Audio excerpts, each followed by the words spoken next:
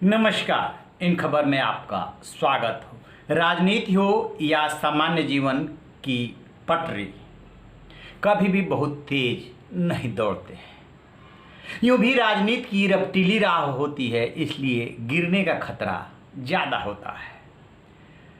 युवा बिहारी चिराग पासवान बहुत तेज दौड़ रहे थे, लेकिन वो ये समझ नहीं पाए कि उनका पाला उस नीतीश कुमार से पड़ा है, जिसके बारे में लालू प्रसाद यादव कहा करते थे कि इनके पेट में दांत है। बात को समझिए। जीतन राम मांझी को ले आकर के उन्होंने एलजेपी को काट दिया। दलित वो भी चेहरा, दलित वो भी चेहरा।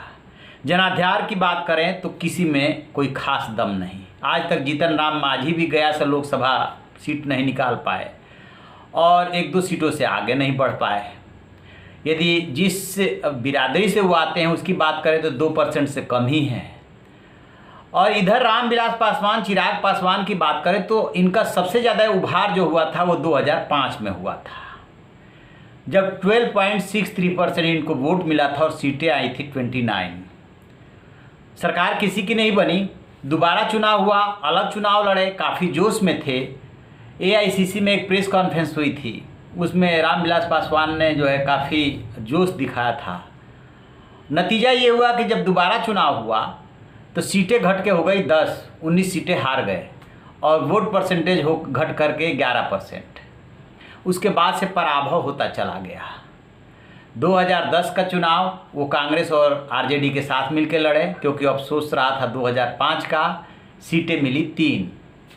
और 2015 का चुनाव बीजेपी के साथ एनडीए में होकर के लड़े और सीटें मिली 2, वोट परसेंट 4.83, तो 5% के आसपास इनका बेस मान लेते हैं। अब जो नीतीश कुमार ने झटका दिया है, इसके बाद चिराग पासवान के पास क्या बचता है उपाय? आप 143 सीटों पर लड़ने की बात कर रहे हो और यदि वही 1-2 सीटें आती है तो क्या फ़र्क पड़ेगा? और यदि आप गठबंधन में रहते हैं तो फिर ये होगा कि सीटें कम भी आती है तो सत्ता के भागीदार तो कम से कम रहेंगे, सत्ताधारी दल के साथ तो रहेंगे।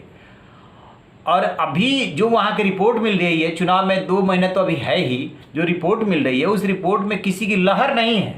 मतलब एनडीए इतनी बुरी स्थिति में नहीं है, महागठबंधन भारी पड़ सकती है। तो अब इस यहाँ पे आकर के मामला अटका हुआ। कहा यह जा रहा है कि एलजेपी ने बीजेपी के सामने 3 प्रस्ताव रखे हैं और उन तीनों प्रस्तावों में एक तो सीटें बढ़ा करके कि हम 43 सीटों पे लड़ेंगे। 43 सीटें न बीजेपी देगी और न जेडीयू देगी। उसके बाद सीटें घटा करके है, उसमें विधान परिषद की 2 सदस्यता मांगी जा रही है, जो कि राज्यपाल नॉमिनेट करते हैं।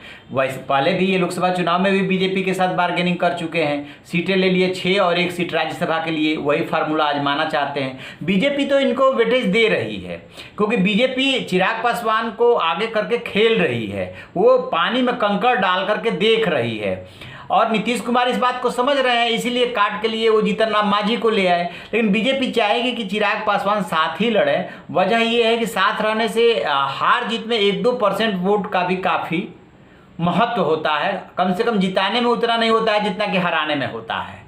तो यहाँ पे आके चिराग पासवान फंस गए हैं। अब बीजेपी को रास्ता निकालना है, क्योंकि नीतीश कुमार तो किनारा कर चुके, केसी त्यागी बयान दे चुके हैं और अब सेंट्रल पार्लियामेंट्री बोर्ड की बात हो रही है, वहाँ पे भी चिराग पासवान का ही से रहना है, लिहाजा बाप बेटे को मिल करके फैसला करना है। लेकिन जो दिल्ली से खबरें मिल रही है उसके मुताबिक ये लोग दोनों फंसे हुए फील कर रहे हैं कि अब आगे क्या किया जाए। चुनाव लड़ना ही पर्याप्त नहीं है, क्योंकि 2005, 10 और 15 का उदाहरण सामने है कि आप 178 सीटों पर तब लड़े थे तो नतीजा क्या हुआ, फिर 203 सीटों पे लड़े तो नतीजा क्या हुआ। यदि उन्हीं सीटों के आसपास रहना है तो ज़्यादा से ज़्यादा लड़ करके क्या करेंगे? आप कार्यकर्ताओं को सेटिस्फाई कर सकते हैं कि उन्हें चुनाव लड़ने का मौका मिल जाएगा, लेकिन सीटें जो निकलती हैं उसी के आधार पे आपका कद नापा जाता है, आपकी पार्टी का कद देखा जाता है।